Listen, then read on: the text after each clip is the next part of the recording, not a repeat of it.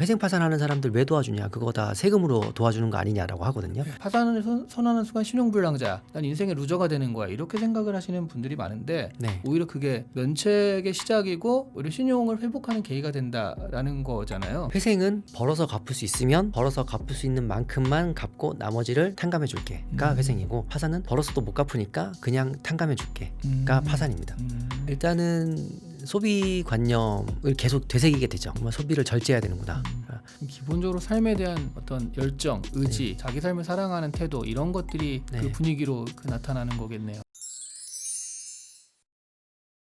근데 그럼 심리적으로 그런 건데, 그러면 어쨌든 이분들이 그래 심리적으로 운동해서 그런 걸 극복할 수 있어. 근데 어쨌든 경제적 이 상황을 뭔가 개선을 해야 되는 거잖아요. 네. 그 개선의 제도가 계속 얘기하신 회생인 것 같은데, 네. 파산을 선언하는 순간 신용불량자, 난 인생의 루저가 되는 거야, 이렇게 생각을 하시는 분들이 많은데 네. 오히려 그게 면책의 시작이고 오히려 신용을 회복하는 계기가 된다라는 거잖아요. 맞습니다. 그 회생이란 제도가 그러면 정확하게 어떻게 작동을 하는 거예요? 회생과 파산은 이제 쉽게 말씀드리면 둘 다 파산 상태를 전제하고 있어요. 네. 파산 상태가 뭐냐면 빚이 과도해서 정상적인 방법으로는 갚을 수 없는 상태가 파산인 거고, 그래서 회생은 벌어서 갚을 수 있으면 벌어서 갚을 수 있는 만큼만 갚고 나머지를 탕감해 줄게가 회생이고, 파산은 벌어서도 못 갚으니까 그냥 탕감해 줄게가 파산입니다.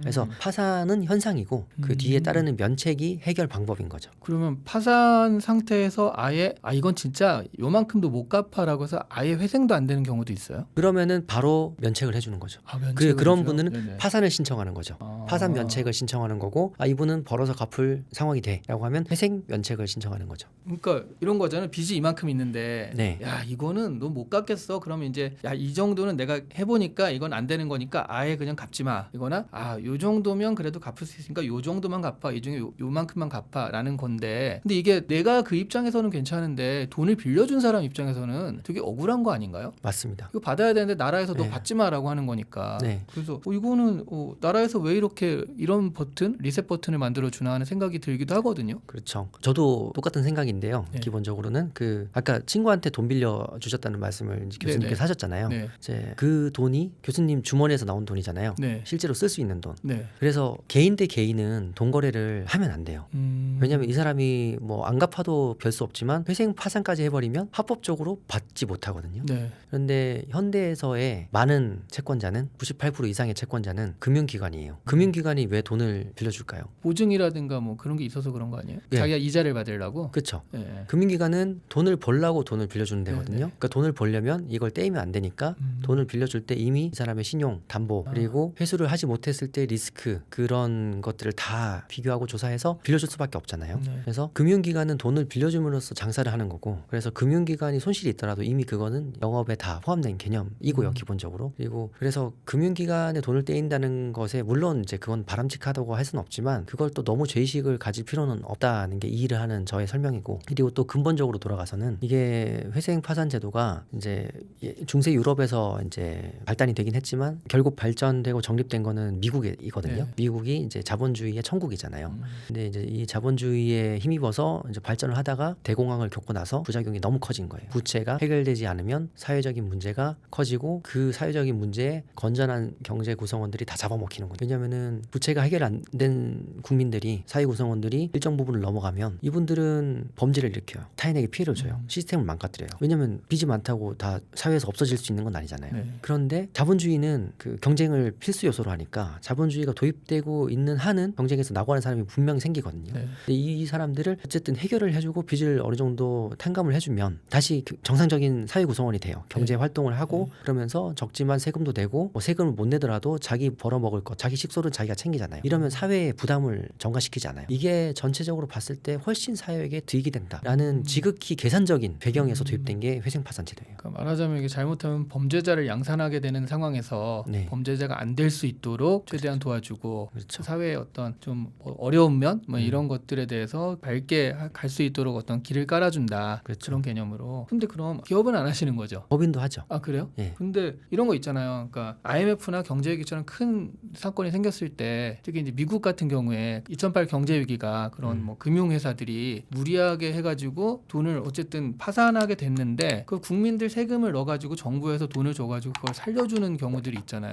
네, 맞아요. 그래서 사실은 그냥 이렇게 어느 정도로 파산을 하는 것이 이 자본주의 지금 말씀하신 게 돌아가는 게 맞는데 이런 죽을 것 같은 기업도 정부가 어떻게든 막 살려주고 세금으로. 근데 이 기업들이 잘 못해가지고 흔히 얘기하는 좀비 기업이 잘 되면 좋지만 좀비 기업들도 많이 양산되는 이 상황은 오히려 자본주의 어떤 시스템을 해치는 그런 거 아닌가요? 맞아요. 그게 이제는 그런 인식도 들어왔죠. 네. 그러니까 그게 어떻게 보면 포퓰리즘의 경계에 있는 건데 대표적으로 하는 오해를 하나 이제 짚고 가고 싶은데 네. 사람들이 그래요. 회생 파산하는 사람들 왜 도와주냐? 그거 다 세금으로 도와주는 거 아니냐라고 하거든요. 네. 근데 일반적인 개인회생 파산 그리고 법인도 마찬가지지만 세금이 지원되진 않아요. 다만 채권자들 대부분은 금융기관인데 이제 채권자들이 이 이제 손실을 분담함으로써 이렇게 이제 면책을 하고 다시 이제 사회를 유지하는 이런 관념이고, 근데 말씀하신 거는 아예 국가가 정책적으로 너무 큰 기업이 쓰러지면 이제 네. 사회적인 여파가 크니까라고 이제 정책적으로 투입해가지고 살리는 거잖아요. 네. 이거는 이제 조심할 필요가 있죠. 왜냐면은 물론 이제 너무 사회적인 영향이 커서 뭐 근로자도 많고 뭐 사회 우리나라를 유지하는 기반 산업이다 이러면은 이제 투입해서 살릴 필요도 있겠지만 그게 아니고서 이제 함부로 했다가는 말씀하신 것처럼 오히려 이 기업은 망하고 부작용이 있더라도 그걸 감내하고 이제 시장 경제에 맡겨야 이게 네. 선순환이 될 텐데 그러지 못하고 자꾸 유지시키면 국가도 나중에 이제 뒷덜미가 잡히는 거거든요. 나중 가서 더 힘들어졌는데 그때 포기하면 그 여론이나 뒷감당이 더 힘들잖아요. 그런 것들은 굉장히 신중해야죠. 뭐 이렇게 얘기가 나온 김에 이 얘기를 안 할 수가 없을 것 같은데 이게 약간 어그로성이 될 것 같기도 하고 홈플러스는 어떻게 보세요? 홈플러스는 제가 제 채널에서도 말씀드린 적은 네. 있는데 사실 이게 남의 회사 그럼 거기 관련된 분도 많으실 텐데 좀 조심스럽긴 하지만 네. 회생이 쉽지 않을 거라고 초반에도 말씀드렸고 지금도 네. 같은 생각이에요. 왜냐면은 이제 그 유통시장이 많이 환경이 바뀌었잖아요. 네. 그래서 오프라인에서 온라인으로 바뀌어가고 있고 그렇다 보니까 그 대형 점포를 유지하는 그 자체 비용을 감당하기 힘든데 외부 자본의 수혈이 없이는 자력갱생이 힘드니까 네. 그러면 M&A를 누가 할 것이냐, M&A를 하지 않으면 이건 회생할 수 없다라고 네. 이제 말씀드렸었는데 이제 자기들도 그거 알 거예요. 아니까 일단 M&A가 가능한 익스플레스만 네. 떼서 할인만 M&A를 되니까. 했잖아요. 네. 그러면은 남아있는 홈플러스는 더 힘들다고 봐야 되잖아요. 남아있는 홈플러스는 더 힘들 수밖에 없으니까 이게 더 불투명하고 실제로 폐지 결정까지 났지만 이제 그 사모펀드에서 2천억을 수혈을 했는데 이게 뭐 그렇게 갖고는 부족하고 결국은 외부 자본이 들어와야 할 텐데 네. 글쎄요 뭐 쉽지는 않을 것 같습니다. 그런데 이제 결과적으로 거기에 노동자분들이나 이런 분들을 보니까 어쨌든 정부고 사람도 여론도 막 이렇게 보면 어떻게든 살리고는 싶은데 라는 생각이 있어가지고 계속 붙들고 있는 것 같긴 해요. 다시 열면은 사람들이 일부러라도 홈플러스를 찾아가지 않을까 싶기도 한데 아무래도 좀 어렵게 보시는 거죠. 그렇죠. 그래서 누구나 홈플러스에 대한 추억이 있잖아요. 네. 저도 그렇고 제 교수님도 홈플러스 뭐 그냥 다 알잖아요. 이 그쵸. 음악은. 네. 홈플러스 가면 뭐 저도 아기가 어릴 때는 집 근처 그냥 가가지고 키즈카페 조그만 것도 있고 뭐 그게 아니면 뭐 식당도 거기 있고 뭐 하니까 이제 그런 추억들이 다 있는데 그래서 홈플러스 익스프레스가 장사가 좀 된대요. 지금 익스프레스는 이제 할인해서 채우고 있으니까 우리끼리 얘기인데 MBK가 2천억 넣은 거는 그냥 네. 면피용이에요. 사실은 하도 욕을 먹으니까 지금 폐지됐는데 아무것도 안 하고 그냥 없어진다. 얘들은 계속 먹튀일 거고 앞으로 뭐 그 사업을 더 이상 안 할 거면 모르겠지만 네. 그래도 이제 MBK 자본이 어디로 흘러가는지 이제 국민들이 주시를 하는데 저걸 그대로 그냥 내버려 둔다? 그러면은 이제 힘들 거니까 그냥 한 거고 지금까지 M&A가 안 됐는데 지금 와서 뭐 되겠어요? 이거는. 갑자기 또 그 아픈 홈플러스 얘기가 나와가지고 그런데 사실 이제 그 돌아가면 이렇게 홈플러스 같은 경우는 좀 너무 큰 얘기지만 개인적으로 봤을 때 분명히 갚을 수 있는데 어떻게든 이렇게 숨기고 막 그래가지고 이 파산이나 면책제도를 이용해서 안 갚으려는 그런 개인들도 있을 것 같긴 해요. 기업도 그렇겠지만. 네, 맞아요. 그거를 나라에서 걸러낼 수 있는 그러니까 지금 심사를 해가지고 할 텐데 그 심사에 안 올라오게 막 이렇게 뭐 명의를 돌려놓는다든가 뭐 그럴 수도 있잖아요. 네. 그런 것들을 걸러낼 수 있는 장치가 있어요? 장치가 있죠. 어떤 것들이요? 왜냐하면 장치가 없을 수가 없는 게 네. 이게 개인회생 제도, 개인 파산 제도가 도입된 지 20년이 됐거든요. 네.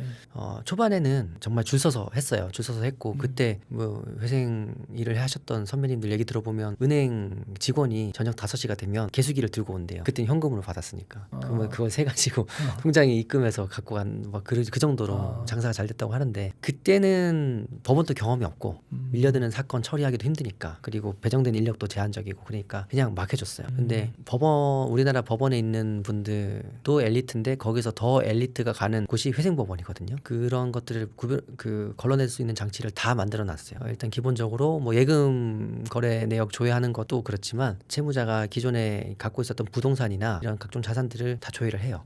어디로 갔는지. 예. 그래서 이제 뭔가 미심적인 게 있으면 당연히 조사를 하고 그 인력들이 그것만 해요. 회생위원이든 파산관제이든 그 업무만 해요. 이분들은 다른 일 안 해요. 그래서 노하우도 쌓여 있고 그 전문적인 인력들을 다 갖추고 있어서 지금은 뭐 그렇게 뭐 사기 파산을 한다 이런 거는 생각하기 힘든 일이 됐고, 그리고 이것도 이제 선입견의 이제 반로인데 네. 갚을 수 있는데 막 빚 많이 만들어서 파산하고 막 이러던데 뭐 이런 말씀들을 하신단 말이에요. 네. 근데 정상적인 생활을 하고 사고방식을 가진 분들이 빚에 한두 달만 노출돼도 살기 힘들어요.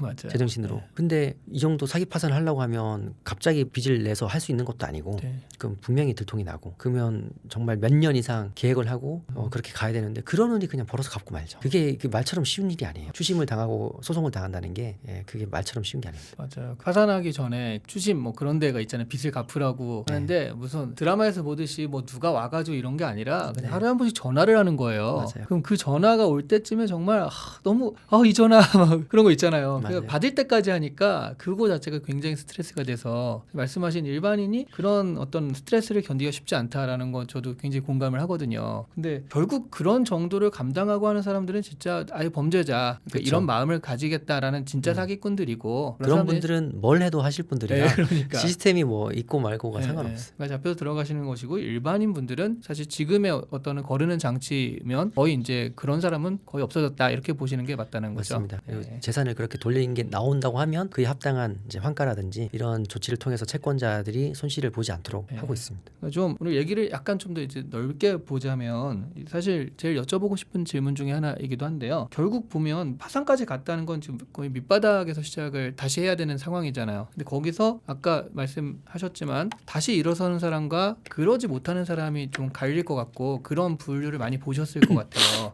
그 차이, 그 사람의 차이, 그 어디서 나오는 걸까요? 그 사람의 차이는 누구나 느낄 수 있는 그 사람의 분위기인 것 같아요. 쉽게 말하면은 의지, 열정이고, 열정이 아무리 많았던 분이라도 사실은 파산의 위기에서 그 열정을 계속 간직하기는 쉽지 않고 네. 뭐 그러면 오히려 이상한 분이겠죠. 네. 하지만 사람이 아무리 무너져도 그 이제 낯빛이란 게 있거든요. 네. 그 삶에 대한 의지, 그런 게 보이는 그 위기의 상황에서도 그게 있으신 분하고 없으신 분은 차이가 나요. 그러면은 그렇게 이제 안광이 밝고 말이 분명하시고 이런 분들은 회생도 당연히 쉽게 빠르게 하시죠. 그리고 회생이란 절차도 당사자가 준비해야 될 부분, 협조해 주셔야 될 부분들이 있는데 아무리 대리인이 있다고 하더라도 본인이 하셔야 될 몫이 많은데 그분들은 그런 것을 굉장히 빠르고 정확하게 해내죠. 근데 이제 반대에 계신 분들은 의지도 불투명하고 뭔가 움직임도 이제 그렇게 빠르고 정확하지 않은데 그런 만큼 이제 결과도 좋지 않고, 결과가 좋지 않으니까 이제 그 변제금을 3년, 5년 막 이렇게 내야 되는 게 쉽지 않죠. 사람이 결국 분위기인 것 같아요. 이게 같이 있으면 이 사람이 뭐 어떻든 저떻든 배경이 어떻든 지금 상황이 어떻든 이 사람과 같이 일하고 어울리고 싶은 사람이 있고 그렇지 못한 사람 있잖아요. 그게 결국은 한두 달, 1, 2년 지나면 엄청 차이가 나니까. 기본적으로 삶에 대한 어떤 열정, 의지, 자기 삶을 사랑하는 태도 이런 것들이 그 네. 분위기로 나타나는 거겠네요. 그렇죠. 이게 뜬구름 잡는 소리지만 그거 외에는 답을 찾을 수 없었습니다. 하나만 거기서 좀 디테일하게 들어가면 보통 어떤 사물을 볼 때 긍정적인 사람과 부정적인 사람이 있잖아요. 네. 근데 부정적인 사람이 꼭 나쁘다는 게 아니라, 그러니까 이것의 문제점을 보니까 거기에 대한 해결책을 또 찾기도 하니까 맞아요. 그 부정적인 사람도 굉장히 그 논리적이고 괜찮단 말이죠. 그러면 결과적으로 이렇게 좀 회생을 통해 가지고 잘 다시 한번 살아나시는 분들이 긍정적인 분과 부정적인 분 중에 어느 분이 좀 더 많은 유형일까요? 그래도 긍정적인 게 중요한 것 같습니다. 긍정적이어야 계속 미래에 대한 희망을 갖고, 그 판도라가 뭐 희망의 상자를 얻었다는 그런 얘기도 있지만 네.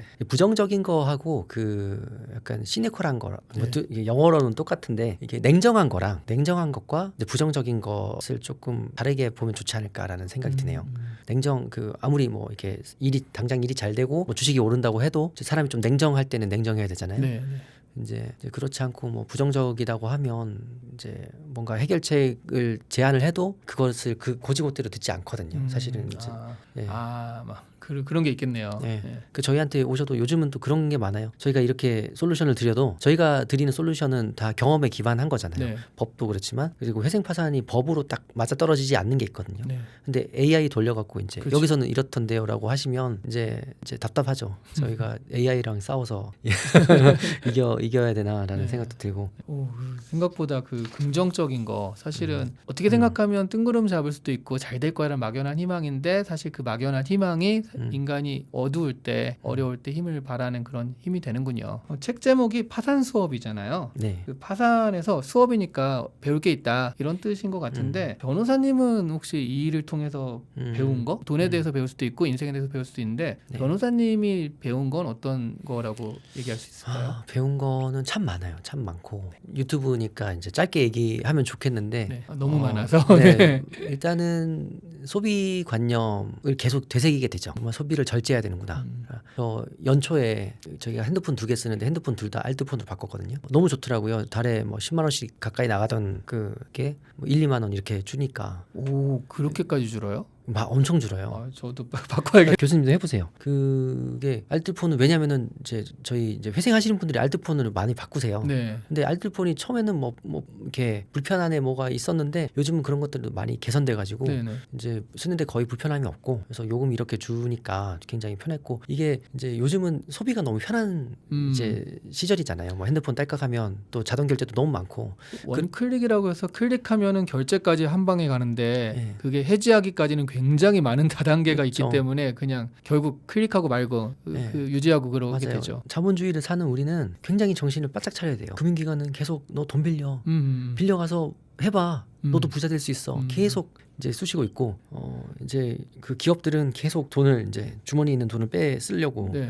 이제 노력하고 있고 이거 쓰면 네 생활이 이렇게 좋아져. 맞아요. 이거 쓰면 너 멋있는 사람이 돼 하면서 맞아요. 계속 상품을 권하고 그러죠. 그리고 사람의 본능은 자기 자꾸 플렉스하고 뭐 워라밸을 찾으려고 하고 네. 무슨 라이프 밸런스가 있는지 모르겠지만 네.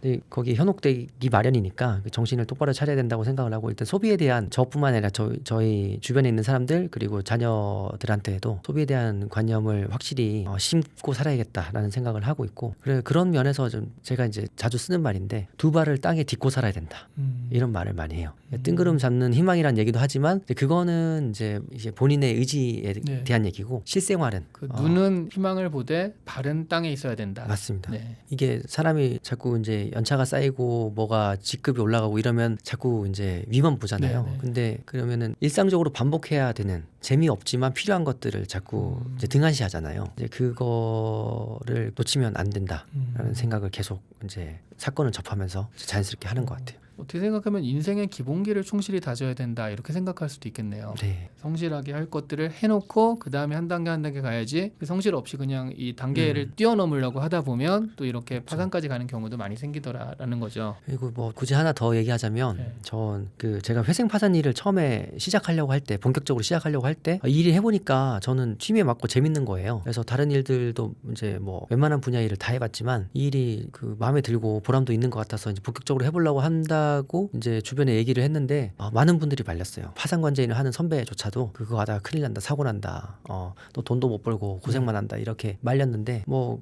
이제 저도 이제 고집이 있고 이제 말을 귀등으로 듣는 물론 뭐 저 이제 나름 뭐 그분의 의견도 당연히 네. 이제 일리가 있고 했지만 네. 그래도 이제 계속 이 일을 했는데 사실 뭐 이래저래 고생도 많이 했고 하죠. 근데 지금은 오히려 주변에서 저를 부러워하거든요. 제가 그래도 이제 업계에서는 그래도 이 일을 꾸준히 했으니까 네. 뭐 나름 뭐 이제 평판이라면 제 입으로 얘기하면 그렇지만 네.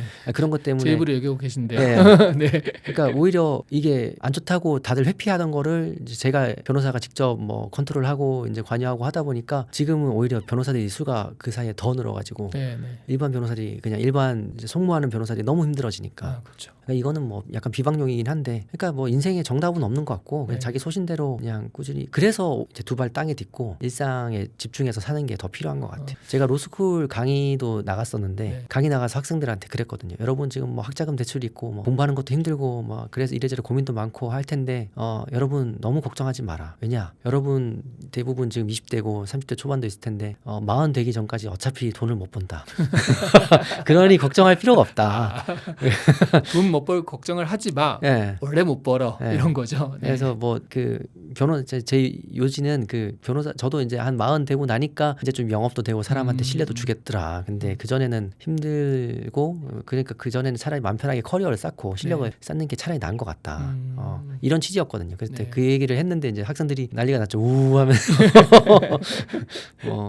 그냥 뭐 이 꼰대 같은 얘기고. 근데 이렇게 얘기를 들어보니까 진짜 AI 시대에 가장 위협받는 직업이 하나가 이제 법조인, 변호사라고 하는데 그 말씀하신 송무, 뭐 서류 이런 사람들은 당연히 그럴 수 있을 것 같아요. 근데 AI 시대 가장 각광받는 직업이 휴먼 터치가 있는 사람을 만나서 위로하고 뭐 그런 거가 있는데 지금 하신 업무가 법조인 중에선 가장 그 업무에 가깝다라는 생각이 들기도 하고요. 그러니까 좀 어려운 사람들 만나서 이야기하고 그 사람들의 마음까지 같이 좀 어루만져야 되는 이거야말로 AI가 그냥 서류 써주고 하는 그런 일이 대체할 수 없다라는 생각이 들기도 하네요. 그렇죠. 그래서 이게 제 책에도 사람 살리는 변호사라는 챕터가 있는데 네. 그게 이제 그거는 제가 한 말이 아니고 저희 의뢰인께서 저한테 해주신 말씀인데 제가 이 일이 보람이 된다고 생각했을 때가 재판을 하면 승패에 의존적이고 제가 아무리 열심히 하고 해도 지면 저는 네. 실력 없고 불성실한 변호사가 되잖아요. 너무 결과 의존적인데 회생 파산은 변호사가 하는 일 중에 굉장히 생산적이고 발전적이에요. 적어도 마이너스에 있는 사람을 0으로는 돌려놓으니까 이제 다른 일들은 약간은 이제 사회를 청소하는 네. 그런 물론 그것도 의미가 있지만 네. 이미 사고가 다 발생했고 아무리 재판으로 좋은 결과를 얻더라도 그 전으로는 돌아갈 수가 없거든요. 네. 그런 면에서 이제 소비자의 불만과 이제 변호사의 고충이 이제 맞물릴 수밖에 없는데 이제 회생 파산은 그런 이제 생산적이고 보람이 되는 측면이 있기 때문에 말씀하신 것처럼 그래서 이 일을 계속 하게 됐던 것 같아요. 어쨌든 오늘 이제 영상을 보시는 분들이 구체적으로 그런 과정, 난 그런 과정 가운데 있고 좀 도움을 받고 싶다라고 하면 이 파산 수업 책을 보면 좀 잘 나와 있나요? 도움이 될 것을 기대하고 썼습니다. 네. 일단은 그리고 뭐 이게 책을 저는 다행히 정말 이제 좋은 출판사를 만나서 법조인의 시각에서만 쓴 게 아니라 이제 약간 인문학적인 내용을 많이 담았어요. 출판사 덕분에. 변호사도 그거거든요. 변호사도 법과 법원의 언어를 그 의뢰인하고 이제 통역을 시켜준 사람이잖아요. 네. 출판사도 그런 역할이시더라고요. 작가와 대중 사이에서 통역을 가교 역할을 해주시는 역할이고 그 역할 참 제가 수혜를 톡톡히 받았는데 그래서 이게 뭐 그 제도의 나열이나 뭐 요건에 대한 법률에 대한 소개가 아니라 어려움에 처하신 분들이 읽으시면 위안이 되고 도움이 될 만한 내용을 담았으니까 한번 좀 보시면 도움이 될 것 같습니다. 보니까 이제 법적인 절차나 뭐 이런 것들 좀 궁금한 제도에 대해서도 좀 쉽게 설명이 되어 있고 그러면서도 거기에 들어가신 사람들의 마음 또 위로가 될 만한 뭐 위로를 하려고 쓴 건 아니지만 이걸 보다 보니 위로가 되는 그런 부분들도 있고 네. 그래서 뭐 에세이와 좀 실용서의 중간 정도의 그게 되지 않나 네. 인문학 서적이 아닌가 하는 생각도 들더라고요. 좀 마지막 질문인데 이게 꼭 파산이 아니어도 인생에 있어서 어려움을 겪으신 분들이 이 영상을 볼 것 같아요. 네. 아무래도 파산 이런 그 키워드가 들어가면 그분들한테 이제 수백 번의 무너짐 그리고 다시 일어남 이런 것들을 직접 보신 분이잖아요. 그분들한테 한마디를 해주신다라고 한다면 어떤 말을 해주실 수 있을까요? 이게 사람이 어쩔 수 없는 게 시간이잖아요. 네. 시간을 내 편으로 만드는 게 중요한 것 같아요. 그러면 시간을 내 편으로 만들려면 어떻게 해야 되느냐? 하던 대로 하면 곤란하고 이미 지금 어려워진 데는 그 분명히 원인이 있잖아요. 원인이 누적된 원인이 있는데 그것을 타개하기 위한 시도를 하시고 그게 뭐 법적인 도움이든지 아니면 주변의 뭐 정서적인 도움이든지 주변의 고민을 토로하고 협조를 구하는 게 크게 어려운 일만은 아니거든요. 그런 도움을 청하고 자기가 할 수 있는 일을 찾아서 밟아 놓으시고 시간을 보내시면 같은 시간을 보내도 그 시간은 더 이상 남의 편이 아니고 자기 편이니까 그 정도 단추 정도 찾아서 눌러 놓으시고 일상을 다시 사시면 좋지 않을까 싶습니다. 인간은 사회적 동물이니 네. 사실 파산 이렇게 몰리면은 이게 내가 이런 상황이다를 주변에 알리기가 굉장히 힘들긴 하거든요. 네. 자기 혼자 끙끙 앓게 되는데 오히려 그런 부분을 같이 얘기하고 그 사람들 도움을 받는 게 오히려 굉장히 좀 좋은 방법이다 이렇게 생각할 수 있겠네요. 네. 요거는 그 생각 안 나시면 안 하셔도 되는데 네. 그 혹시 여긴 없는 그러니까 이런 사람들이 지금 보면은 좋을 만한 책 혹시 떠오르는 게 있으세요? 제가 아까 저희 의뢰인이 쓰신 책이라고 이제 네. 말씀드렸는데 회생 파산을 하시려는 분들 중에 회생 파산을 하시려는 분들이 꼭 다 막 죽을 것 같이 힘드신 분은 아니거든요. 네. 근데 그런데 그 중에서도 너무 힘들다. 네. 나 진짜 죽을 것 같다. 이러다가 큰일 날 것 같다 하시는 분은 죽지 않았으니까. 죽지 않았으니까. 네버다이라는 필명으로 네. 죽지 않았으니까라는 책을 쓰셨거든요. 네. 이 책을 보시면 위안 위안이 되지 않을까. 아, 나만 이런 게 아니구나. 이분은 실제로 죽으려다가 죽지 않으셨습니다. 그러니까 일단 바이블처럼 하나 파산 수업을 본 다음에 그리고 그럼에도 불구하고 더 심화로 들어가 있다면 이 죽지 않았으니까 이렇게 네. 책을 보면 된다는 요거는 거죠. 그 이 책은 뭐 구체적인 방법론 이런 게 아니라 네네. 약간 잠언서 같은 거예요. 그 좀 추상적인 약간 시 같이 쓰인 부분도 많고 한데 뭐 저도 읽어봤지만 정말 잠언처럼 옆에 놔두고 네. 봐도 그때그때 그냥 아무 페이지나 띄우고 봐도 힘을 얻을 수 있는 그런 네. 책입니다. 네, 오늘 정말 좋은 말씀 감사하고요. 마지막으로 변호사로서의 각오라고 해야 되나? 지금까지 해오셨는데 앞으로도 쭉 이 일을 하실 건가요? 하시면 어떤 각오로, 어떤 각오라기보단 어떤 마음으로 하실 건가 그게 궁금해졌어요. 일단은 저는 변호사가 오랜 꿈이었고 네. 변호사가 되기까지도 쉽지 않았지만 변호사가 되고 나서 막상 변호사 수가 너무 늘고 경쟁이 심해지면서 이 일을 계속 할 수 있을까라는 생각을 했었어요. 근데 이렇게라도 커리어를 이어갈 수 있는 게 너무 행복하고 그래서 참 감사한 일이 많습니다. 그래서 그게 아니더라도 변호사 일을 계속 하지만 변호사 일로 이제 뭔가 소명감과 보람을 얻을 수 있는 이 회생파산 업무를 하게 된 게 되게 행복해요. 그래서 이 일을 하면서 행복하기 때문에 이 일을 계속 할 거고 제가 최근에 그런 경험을 했어요. 정말 길어지는데 이제 제가 유럽을 이제 처음 갔다 왔거든요. 네. 제가 40대 중반인데 이제 가봤는데 이러다가는 일만 하다가 진짜 살 것 같아서 이제 에펠탑을 정말 사진으로만 보다 죽겠구나 이런 생각이 들으셔서 그래서 또 마침 이제 친척이 주재원으로 체코를 간 덕분에 이제 체코랑 오스트리아를 이제 이번 여름 휴가 때 갔다 왔는데 거기는 사람이 정말 귀하더라고요. 넓은 땅 비옥한 그 농토와 자원에서 사람은 별로 살지 않고 그러니까 사람과 사람이 다 눈을 마주치면서 짧은 순간이지만 교감을 하고 이제 이렇게 스쳐 지나가더라고요. 근데 제가 어떤 식당을 들어갔는데 그 더운 날 이제 그 두 가족을 이제 데리고 가니까 제가 인사하는 둥 마는 둥 하고 거기 이제 종업원한테 7명이다라고 하니까 그분이 저를 빤히 보더니 사람을 만났으면 먼저 인사를 하는 거다라고 하더라고요. 근데 되게 창피하면서 뭔가 와닿았어요. 한국에서는 너무 서로 바쁘잖아요. 네. 많은 것들을 하루에 짧은 시간 안에 해내야 되고 그래야 우리가 살 수 있고 한데 사실 그게 맞잖아요. 네. 사람이 사람을 만났으면 우리는 서로를 다 NPC처럼 어느샌가 보고 있잖아요. 그래서 되지 않겠다고 하고 그 생각을 해보면 저희 사무실에 찾아주시는 분들은 되게 고마운 분들이잖아요. 이 많은 변호사들 중에서 저희 사무실에 찾아오셨는데 저도 그동안 약간의 매너리즘 때문에 약간은 그런 일을 벌이지 않았나라는 생각이 들고 최소한 저희 사무실 찾아주신 분들한테만큼은 그 순간 최선을 다하고 진심으로 이 사람 뭐 지금까지 안 그랬다는 건 아니지만 그렇게 초심을 좀 유지하고 싶어요. 이게 최근에 든 생각입니다. 이렇게 하자면 앞으로 인사를 잘하겠다처럼 들리긴 하지만 사람에 대한 진심을 좀 더 가지고 대하겠다라는 걸로도 번역이 되거든요. 그러니까 그런 부분. 그러니까 오히려 연차가 쌓일수록 막 시스템화되고 매너리즘에 빠지기 되게 쉬울 수 있고 이건 뻔한 사건이야 이럴 수 있는데 거기 사람들은 다 다른 사람들이잖아요. 그 사람들의 관심을 가지시면 진짜 말씀하신 대로 이 사람들한테 정말 힘이 되고 도움이 되는 그런 좋은 변호사, 그 좋은 일을 계속 하실 것 같네요. 그래서 응원 드리고요. 다음에 또 뭐 좋은 책이나 기회 있으면 또 나와서 얘기해 주시면 감사하겠습니다. 오늘 나와주셔서 감사합니다. 네, 감사합니다. 네.